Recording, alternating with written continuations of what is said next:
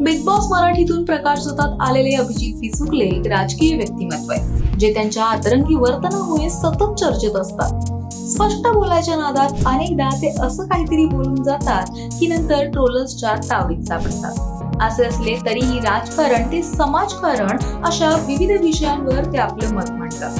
अशातच त्यांनी छत्रपती शिवाजी महाराजांचे नाव घेत केलेले वक्तव्य सध्या चर्चेचे कारण ठरले. नेमकं हे वक्तव्य काय आहे, चला जाणून घेऊया.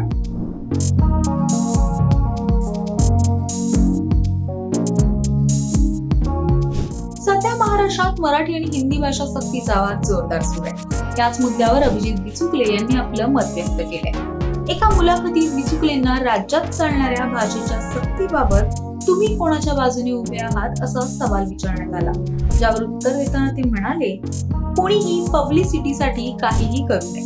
महाराष्ट्रासाठी उद्याचा नेता हा फक्त अभिजित बिचुकलेच आहे. सगळ्यांची वय, कटकारस्थानं आणि कारनामे पहा.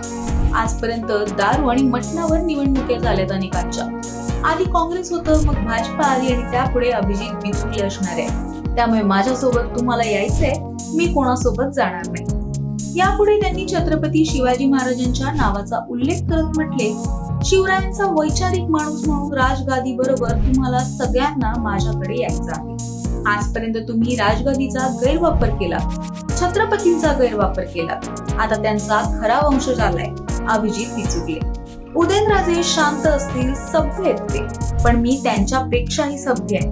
छत्रपतींच्या नावाचा गैरवापर इथून पुढे मी कुणालाही करू देणार नाही. छत्रपती शिवाजी महाराजांची गादी फक्त आणि फक्त माझी आहे. तसेच भाजपाची सत्ता जिथे असेल तिथे मराठी सक्ती करावी, असे देखील त्यांनी म्हटले.